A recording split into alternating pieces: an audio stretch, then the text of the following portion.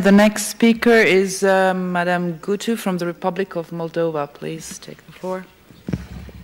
Merci, Madame la Présidente. Je voudrais bien sûr me rallier à tous les membres de l'Assemblée qui ont salué le rapport de Madame Postanian et surtout le sujet qu'elle avait abordé, un sujet très actuel qui se trouve au cœur même de la démocratie, la protection de la liberté d'expression sur les médias sur Internet.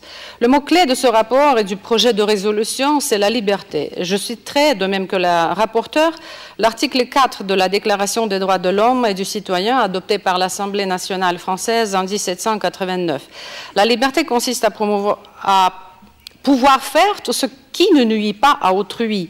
Le droit à la liberté d'expression et de l'information consacré par l'article 10 de la Convention européenne des droits de l'homme s'applique sans conteste à Internet et aux médias en ligne. La Cour européenne des droits de l'homme dispose d'une importante jurisprudence relative à l'article 10 de la Convention.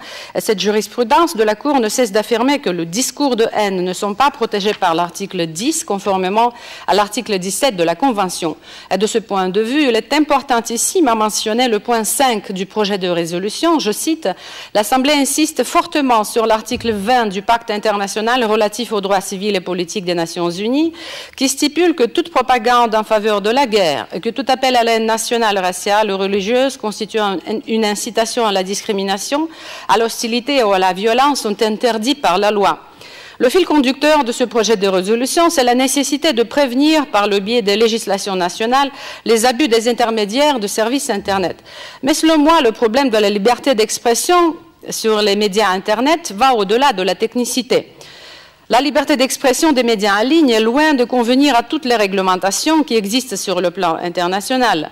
Qui d'entre nous ici présents n'a souffert moralement au moins une fois à cause des journalistes des médias en ligne et non seulement engagés politiquement? Quant aux attaques sur commande visant telle ou telle personne, on peut s'en remettre. Mais que faire des médias en ligne qui sont destinés à la propagande, qui prolifèrent des discours de haine raciale, nationale et religieuse, des discours xénophobes? Le rapport, hélas, ne contient pas d'exemples, sans cataloguer cela de points faibles. Je ferai référence à un article paru dans Moskovski Novosti, c'est la nouvelle de Moscou, portail russe médias en ligne.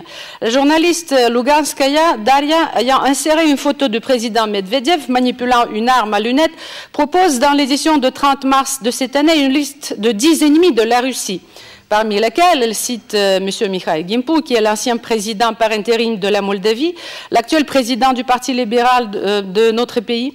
Elle lui incrimine le décret présidentiel de 28 juin 2010, par lequel, le 28 juin 1940, est déclarée journée de commémoration des victimes de l'occupation soviétique. Parmi les ennemis de la Russie, on compte, selon la journaliste russe, des personnalités remarquables de la vie politique internationale, tel est le sénateur américain John McCain, l'ex-premier ministre du Japon Naoto Kan, le président de la Géorgie Mikhail Saakashvili, le ministre finlandais de l'économie Jüri Juha-Hakamies, l'ex-premier ministre de Pologne Jaroslav Kaczynski, le premier ministre estonien Andrus Ansip, l'ex-présidente de la Lettonie Vike Freiberga et autres. Autrefois, à l'époque totalitaire communiste, c'était les ennemis du peuple. Aujourd'hui, ce sont les ennemis de la Russie. Est-ce que la journaliste russe s'est rendue compte de la responsabilité en tant que formatrice des opinions quand elle avait rédigé cet article?